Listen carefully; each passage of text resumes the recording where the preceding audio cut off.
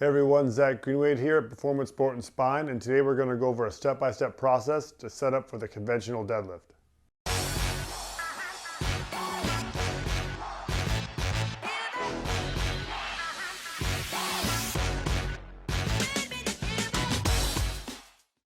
The first part of the setup for the deadlift is our stance. Now, since it's a conventional deadlift, our hands will be outside of our feet.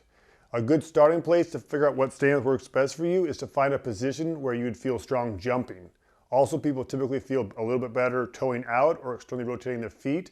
However, each person's different and you have to use a trial and error method to find which stance works best for you.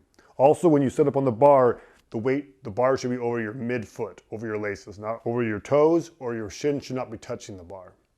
Now we're going to go over the grip. So with the grip, there's 5 main options. The first option is the double overhand, where your palms are facing your body. The next is an alternate grip, where your palms are facing different directions, or the reverse of that.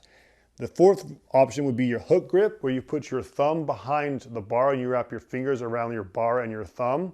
And the fifth option would be to use wrist straps. Now, if you use wrist straps, that's great, but we recommend that you do that more towards the end of your workout, so you continue to develop your grip strength. And if you do the alternate grip, you should at least one set do the reverse of that. Now the second part is how wide you grip the bar.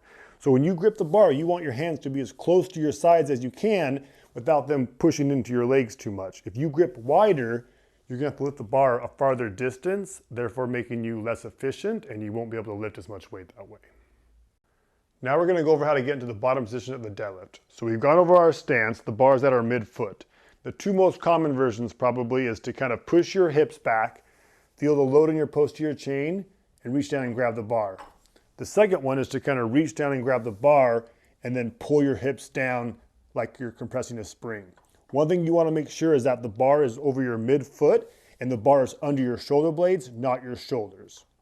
Lastly, because we're all built differently, our legs to torso to arm length may be different, so your starting position may look different than the next person's.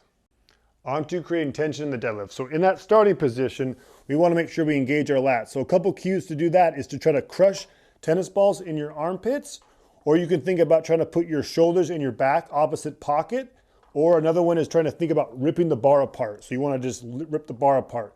From this position, you should be uncomfortable and there should be tension built. Lastly, you want to take a deep breath in and maintain that through the whole lift.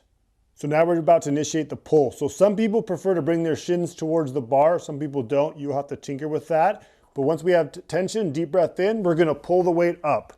So a couple good cues for this is hips forwards, shoulders back, or you're trying to leg press the floor away. You want to make sure you lift with your hips, not your arms, and your weight of force drives through your midfoot.